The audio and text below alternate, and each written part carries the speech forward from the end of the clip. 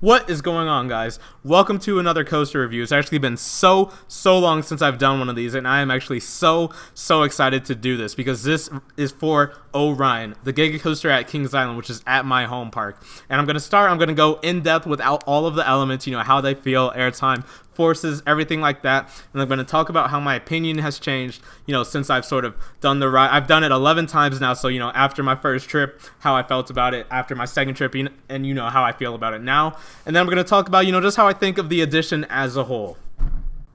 All right, now starting actually not with an element, well, if you probably count the lift hill as an element, but I'm only talking about this because I am an engineer and it is absolutely amazing to me. You can literally hear this lift hill rev up and haul the thing up the lift hill, once it speeds up, once that other train has passed that first block. And you can literally hear it from the entire queue, almost from the entire area 72. As soon as that engine hums, it's actually really impressive. I like it almost as much as a cable lift. B&M definitely has an adequate system for getting trains up 300 feet.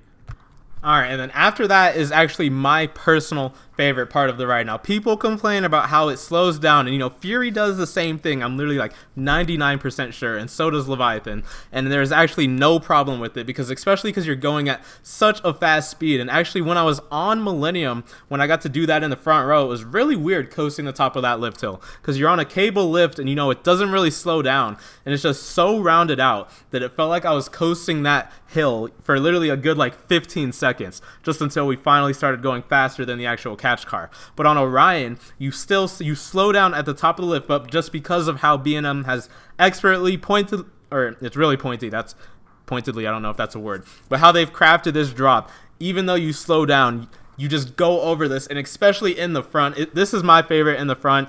You do get pulled over in the back, but I love staring down drops. That's just why I love drops in the front. And leaning over and staring down and looking straight down the bottom of the blue track, I'm sitting down with my hands up right now, acting like I'm going down the drop on Orion, is absolutely what makes this ride for me. And after my first couple rides, I knew that this drop was special. Just having a Giga coaster at my home park is absolutely amazing. But this drop is just something else. Yes, it's just as good as Fury's, but just having a Giga drop at my home park is really amazing. And it does just feel like it goes on forever.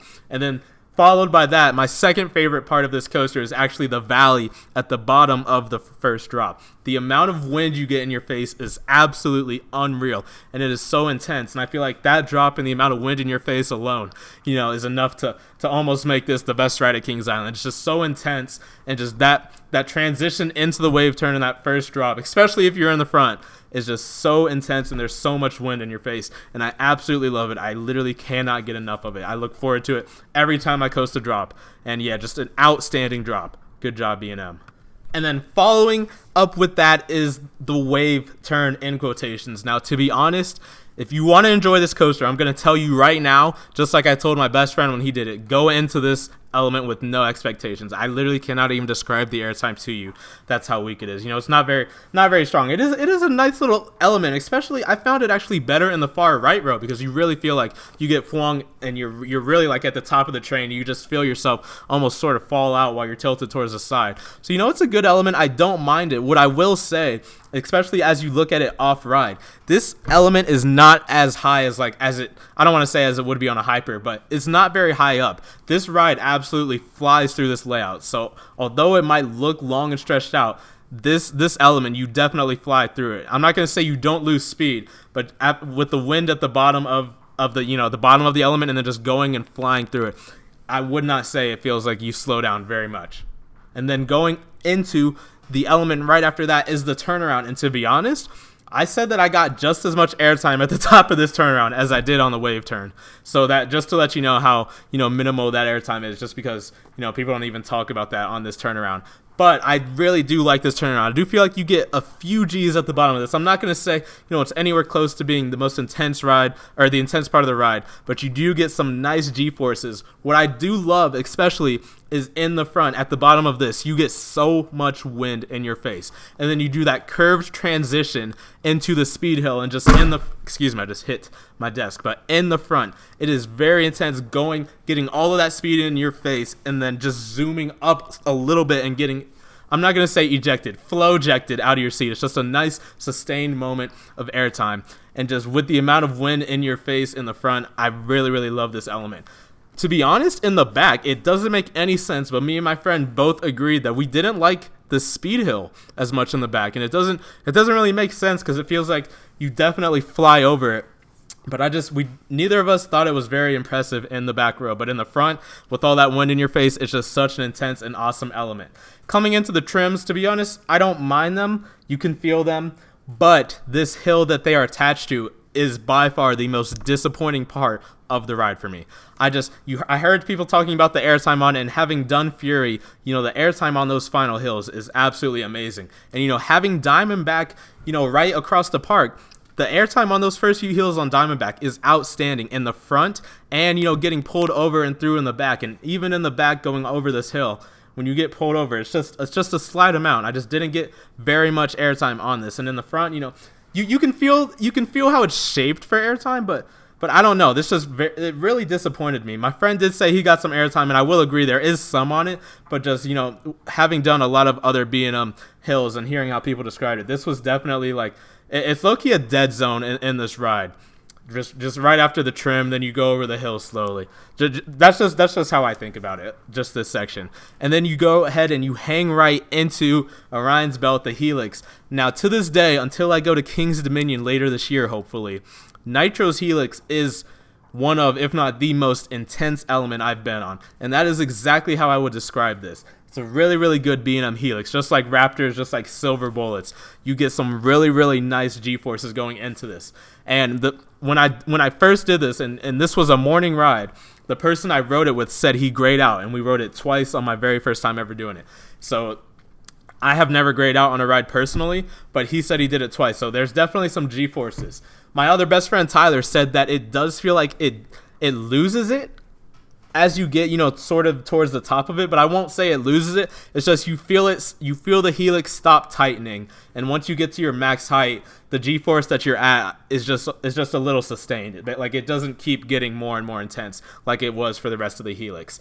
And then after this Helix, which I forgot to mention, you still got some insane wind in your face just because you are absolutely flying through it. And that's honestly why I say that big hill is a dead part of the ride, just because it's one of the slower parts and one of the only parts you get to catch your breath. But after that Helix, this is where the camera is, by the way, in the valley after the Helix, into this transition. And I'm not going to talk about this airtime moment because I'm going to talk about this 90-degree turn that is attached to it, that every time I'm on it, I forget about it. And just because you're moving so fast, you feel yourself just sort of flip towards the side, and you're just like, oh my goodness, I actually forgot every single time about the amazing airtime hill that follows this 90-degree turn, just because you're flying so fast through that 90-degree turn, and then you absolutely get whipped. This is probably my favorite airtime moment on the entire coaster, and compared to Fury's treble clef, this moment is just way lower to the ground, and it's at the end of the ride, so you really do have some speed towards the end of this coaster, and I love this moment a lot better than treble clef. Obviously it looks better, but just this one, I feel like you get a lot better airtime. And just the fact that it's at the end of the coaster, and I'm not going to say it's the last moment because I'm going to talk about the airtime and the brake run a little bit, but just it is such a nice way to line up straight towards the brake run, knowing you're about to end. Just after that intense Helix, you get flipped 90 degrees to the side and then just pulled out of your seat back towards, as you're leveling back up with the brake run. And it's absolutely amazing. And then you get some awesome airtime. I'm not going to say they definitely could have done a third trip on this because everybody talks about the length of this coaster. And I actually do like how it flies through it and not how it's fast, but how it does fly through it. And I feel like you feel the speed because of how short it is. But going into this brake run, you do get a nice pop of airtime.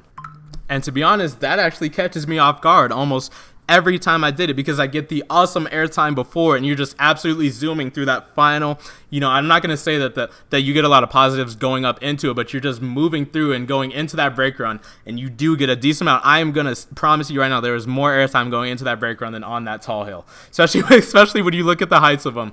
I love that. I love the airtime going into that way more, even though it's going into the brake run. And then as you hit that, you hit a trim and it's a smooth trim, but it depending on how fast you're going. There's a section of brakes after you start to coast downwards that can either hit hard or soft. And it just basically, as you go in, there's a soft break, it's like and then if you're going fast, it's like and it can really stop you, and it really like jolt you forward a little bit. Every time I got airtime into it and I was in the front, I was like, wow, clapping, what a ride. And then I remember getting stopped and jolted while I was clapping. I was like, oh, wow. And then you coast and you just look down at all of the unused area that from Firehawk that is still there. And just what a ride experience. It absolutely flies through it. In the front, the wind in your face is so intense. That's why I love Accelerator, actually, and why it's my favorite Intamin Accelerator coaster, because it sustains the wind throughout the entire layout.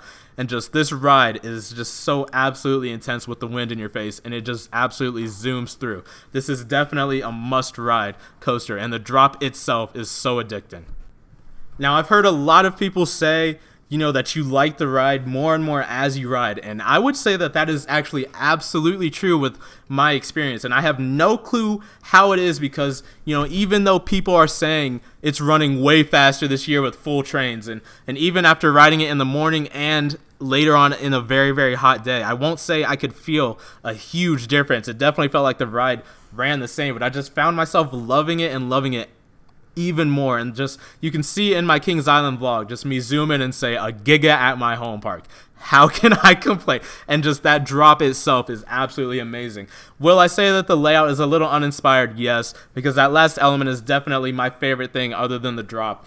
And, I'm not going to say uninspired. It's just not as exciting as it could be. But it's a Giga coaster, and it absolutely zooms through it. And you have wind in your face, and it's intense. And I will say this right here, right now. It's not the most intense coaster at Kings Island. Banshee has been pulling some positives this year.